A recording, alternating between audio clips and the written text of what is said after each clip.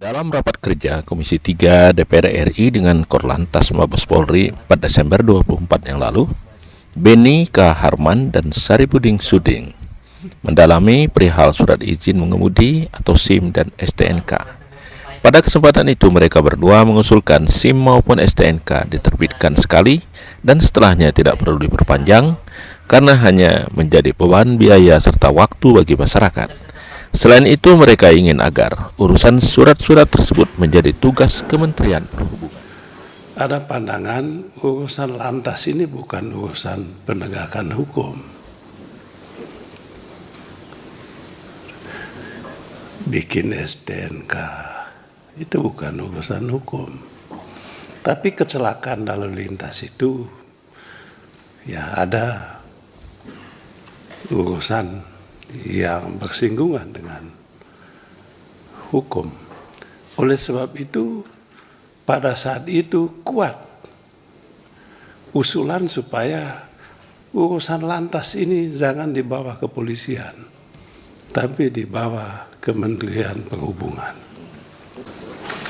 Juga kuat pandangan bahwa jangan dibebani urusan mencari nafkah, mengumpulkan pendapatan PNBP di lantas ini. Kalau itu isunya, maka kembali lagi jangan dibawa ke kepolisian. Ya tentu menerbitkan BPKB, STNK ada hubungannya dengan itu. Dan kita untuk menegaskan di situ supaya urusan yang berkaitan dengan lantas ini dikeluarkan dari urusan kepolisian. Ya mestinya itu gratis dong. Surat izin mengemudi. Pelayanan publik mestinya. Nah, lebih celaka lagi perpanjangan SIM. Nah, itu yang pernah tadi tahun lalu kami pernah mengusulkan ini. Tadi disinggung oleh Pak Suding mengenai perpanjangan SIM ini. Mengapa perpanjangan SIM harus dibebani lagi? Yang punya SIM harus membayar lagi untuk perpanjangan. Mungkin tes lagi.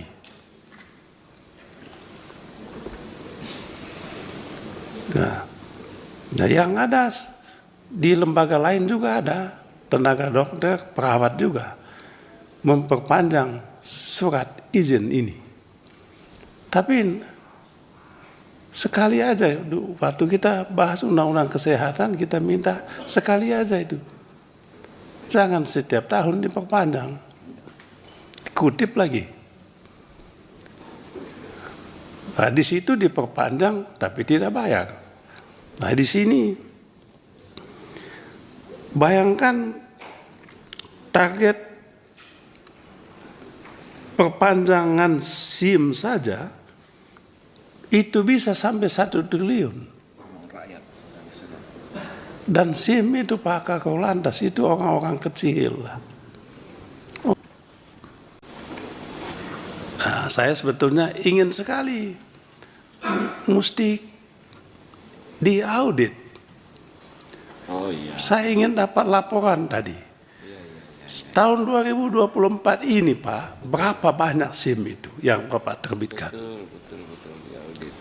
Berapa yang diperpanjang? Diaudit. Berani nggak diaudit? Sekali lagi saya mengusulkan untuk dimasukkan dalam kesimpulan 2 soal penting ini. Soal penting yang pertama, hapus perpanjangan SIM dan STNK. Yang kedua, lakukan audit. Kesimpulan kedua yang penting lagi, audit. Almatsus dan Sarpras. Panggil itu pengusahanya. Berani nggak?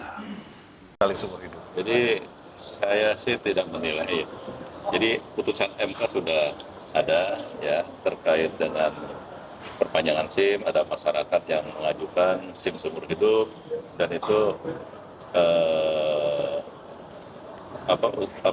permohonannya ditolak. Artinya SIM tetap diberlakukan selama 5 tahun. Ya, setelah itu perpanjangan.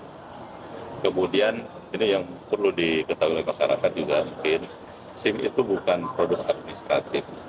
SIM itu adalah kompetensi terhadap keterampilan tentang berkendaraan. Ya. Sehingga keterampilan itu setiap saat harus diuji.